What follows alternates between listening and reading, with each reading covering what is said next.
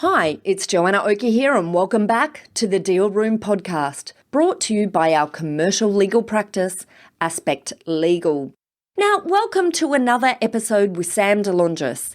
This is part 2 of our 3-part series with Sam, where we go through 3 distinct phases in the business cycle. Last week, in part 1, Sam talked to us about growing his business and the thought process that drove him to finally consider planning his business exit. Picking up from that conversation, in today's episode, we'll talk about how Sam geared himself up for the business sale. In this episode, Sam talks about some of the fundamentals that we hear again and again and again. The importance of looking at your business from a buyer's perspective and the importance of selling the business at the right time when it's got strong value but still has value to give into the future. So let's get started. Ladies and gentlemen, good evening. Are you ready? Okay, here we go. You're listening to the Deal Room podcast. Join us as we bring you the inside scoop on business sales and acquisitions. Get across trends in the area and hear the industry's best recount their real-life tips, traps, and experiences. Now, here's your host, Joanna Oakey. How did you get ready for sale? What did you do? Obviously, you'd never sold a business before, so this was all now you're in foreign territory. So how did you get yourself ready for it? Well, there are 2 things, I guess. One is that I realised that a lot of people were starting to pay attention to us because we're doing well around town in general. And we decided that we should probably increase our profile a little bit as a result of that. And so we started to applying for a couple of awards. And there was I can't remember now, it was a Reuters award that was allocated for people in the recruitment industry. And for the first year, we decided to write a proposal for that, and my business development manager did that. And we actually ended up going to Sydney. We were one of the finalists, and we won the Best Candidate Management Award Australia-wide. This was in, I can't remember what year now, but it was about probably a year or two before we sold. And that gave us a bit of prominence. We then started to, there was it was who's who of the recruitment companies, so managers and owners, Sydney Opera House presentation, all that sort of stuff. We were the only one from Western Australia, and to have won, an award Australia-wide, and then I think the next couple of years we came runner-up in a couple of other categories as well. We started to get a bit of recognition. And then I started to realise, okay, look, we're probably doing all right here. And that was probably the impetus then to say, I know the company's got a value and, see how we go. And so then, you met advisors, you met HHMC, and obviously we met at that time, which was fabulous. We did it well. I don't know if it's appropriate at this point to give Rod Hoare and Richard a big plug here. Those guys are absolutely fantastic. They were wonderful. They were wonderful. HHMC, they're fantastic guys.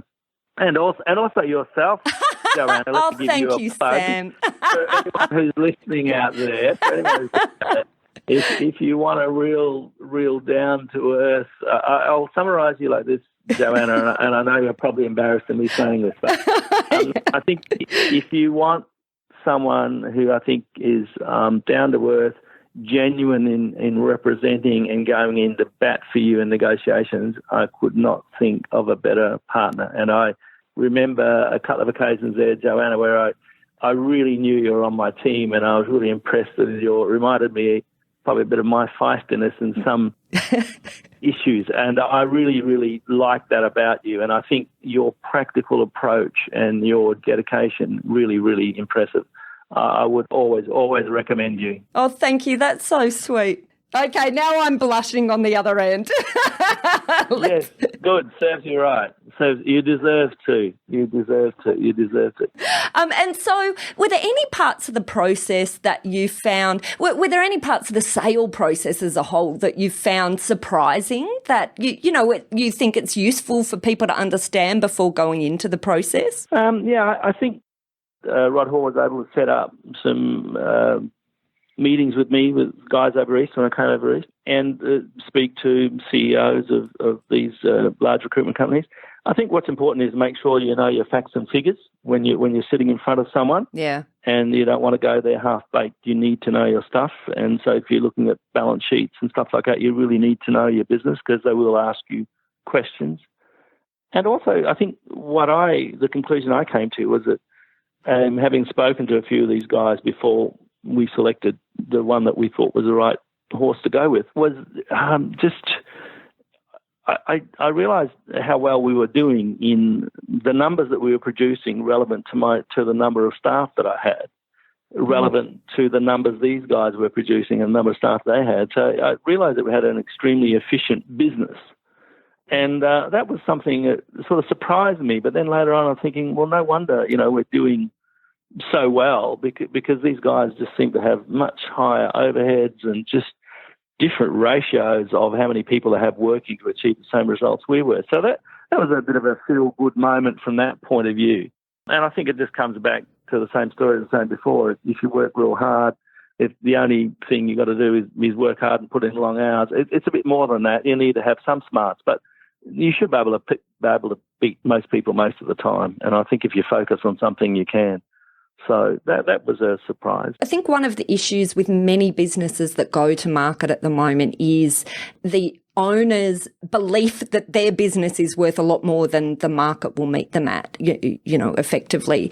And there's a lot of talk at the moment about us being on the cusp of a massive number of business sales about to hit, at some stage in the next decade because of the ageing baby boomer owner demographic of small businesses in Australia. But I think it's fascinating that you almost came in the reverse way. You didn't come in initially expecting far more than the market. You came in and then suddenly realised what the market would value your business at. So I think that's, wow, that's just amazing. It just seems completely contrary to a lot of what we're seeing. Yeah, well, because a lot of people, that's the difference. I think a lot of people come in, they start the business purely for the sole purpose of making it a fat asset to sell so that they can, sell and then, buy an island in the Bahamas or something. I never had that ambition. And so they value it quite differently because they're deliberately trying to get some results. So they're deliberately trying to squeeze everything and trying to make it, probably in some aspect, and I don't know because I haven't approached it that way, but in some aspects, probably to tart the business up to look probably a lot better than it does. And we were never in that because we were never chasing that end. I never built my business to have this end. And in fact, I always figured that one day when I'd had enough, I equated to driving a taxi. While I'm driving a taxi and I have passengers hop in and I'm driving, I'll make money. When I park the taxi, I'm not going to make money.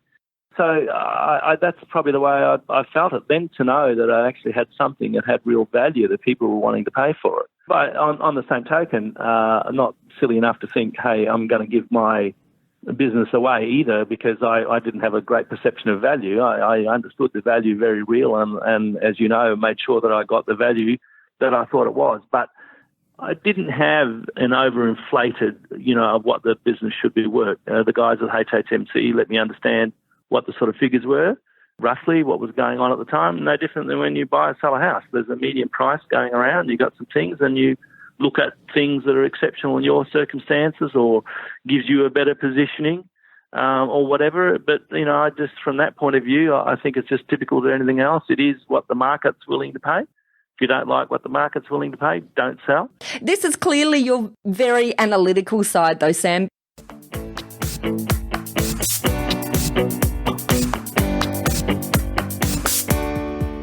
Let's take a short break.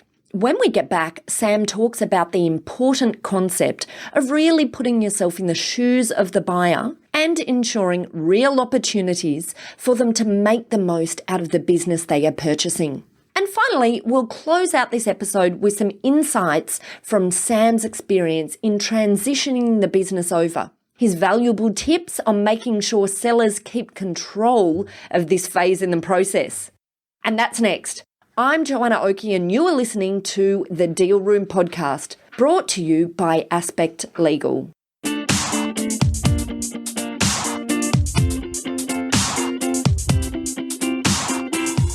Aspect Legal has a number of great services that help businesses prepare for a sale or acquisition, to help them prepare in advance and to get transaction ready. We've also got a range of services to help guide businesses through the sale and acquisitions process. We work with clients both big and small and have different types of services depending on size and complexity.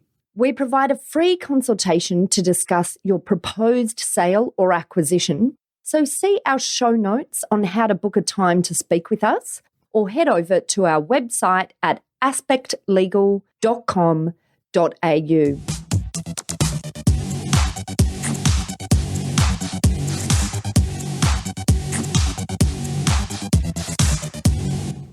Welcome back. Earlier, Sam talked to us about his strategy of increasing the business's profile by applying for awards. He also talked to us about how that fed into his work with his exit advisors, HHMC, in creating a situation where he was able to build a pool of potential buyers, creating that all-important competitive tension and putting him in the driver's seat of being able to choose from a pool of buyers. We also talked about the importance of really understanding your business inside out and knowing your facts and figures before coming to the negotiating table. And just before the break, we talked about Sam's level-headed approach to the sale. He was realistic about the sale price. He wasn't emotional. So let's keep the conversation going and talk about this important concept of providing ongoing value to acquirers.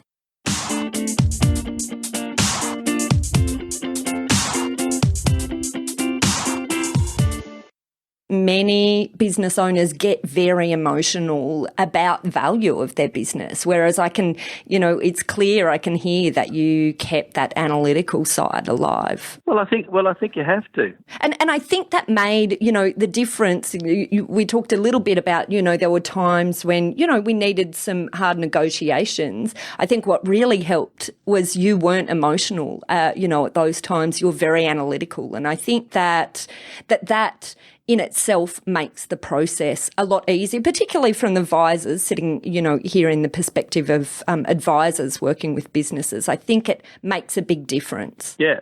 Well, look, I agree. I mean, some people, it just depends how and why you're selling. I mean, in my case, as I said, I had a strong position. If the negotiations didn't go my way, I was quite happy to work another 5-10 years. So I didn't care. Yeah. But I think you've always got to have a fallback position. What you've got to understand is when you're selling something, you've got to put yourself in the buyer's shoe as well.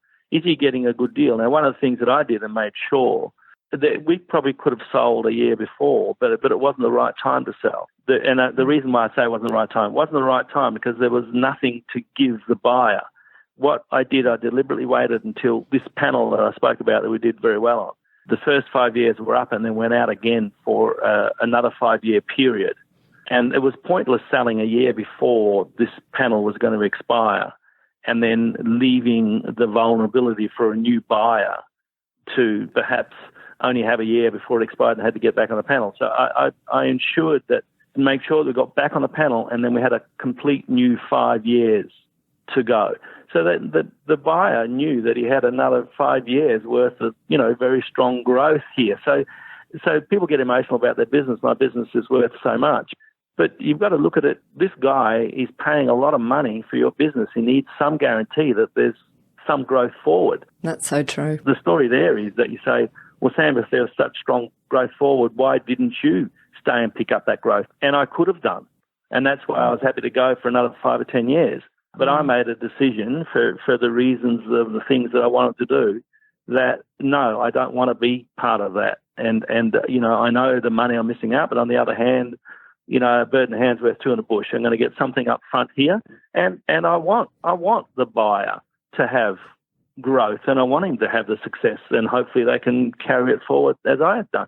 I think a lot of people, when they decide to sell, just say, I just want my money. I don't give a damn what happens to you and what you do with it. Or, is the outlook going forward as bright as I've had? And I think you need to be mindful of the buyer and your negotiation sort of point is going to be weak or strong depending on, and in some cases I'm sure deals will fall over because the buyer just says, well, there's nothing in it for me. Yeah. I think people can have inflated self-worth and inflated business worth, I think. Reflecting back on it then, is there anything that you think, I mean, look, perhaps, and it's hard to perhaps even remember, it's a few years ago now, but is there anything that you'd do differently or prepare differently leading up to the sale if you had the chance again? No, the only thing I would highlight, and in our particular case, and I'm not sure if you recall, but I was very strong in wanting to make sure that the transition process, when it came to that final crunch, we had a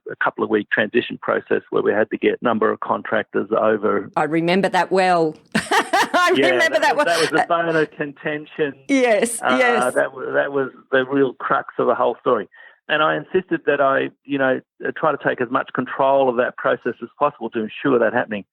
Now, in this particular case, the client buying the business decided that they wanted to get involved in actually doing the new contracts because it was an asset sale, not a share sale. That thing almost had the potential to come unstuck because they insisted on those new contracts, and we only had a 2-week period, so 10 working day period. 3 or 4 days had gone by in the first week, and they'd only got literally about half a dozen people across on contracts, and there was another 295 to go. And they physically wasn't going to damn well happen in that time frame. And I had to step in a bit and put some pressure and make it happen. So I would say to anybody selling, make sure that you're in control of that transition. You can become unstuck, and probably even the client come unstuck.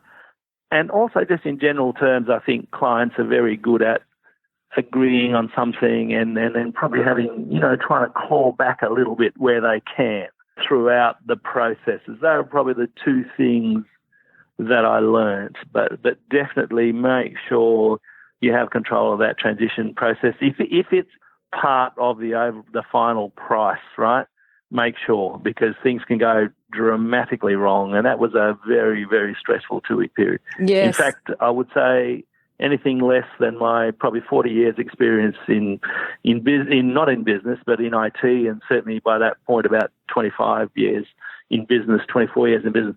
Anything less than that, and I think we would have been in serious trouble. I had to call upon every ounce of everything I knew. And loyalty from my people. I was going to say that. I recall at the time, because I recall every day, we were counting down.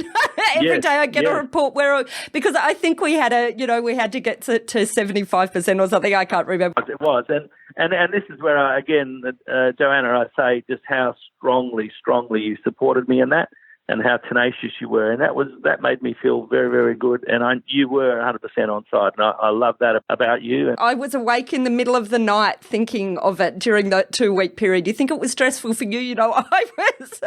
I was obsessed with it as well. Yeah, I know. And I know that. I could see that in you. But I really, really appreciated that with you, and without you, it couldn't have happened. Without you, without the guys from HHMC, it wouldn't have happened. It was fantastic. I feel that this is where the loyalty that you had, that relationship that you had with your staff and the contractors, I felt, that was what really kicked into gear at that point, because I recall you had a barbecue and you had everyone together, and then that's it, you were pushing them one by one. So, Yes. I think it's sort of interesting. It's like everything all came together at that final moment to combine. It did. But it was a very, very stressful 2 weeks. And as I said, anything less than the total amount of sort of experience that I had in business, and the loyalty from my contractors, the loyalty from my staff. I mean, there was an opportunity there in one case for 30 or 40 people to just disappear. Wow. And not transition across because of what they were trying to do with the new contracts. And I told them not to make any changes. Yes, people need to go across on the same conditions. So, people, buyers obviously also try to do things in their best interest, but they can jeopardize the whole process.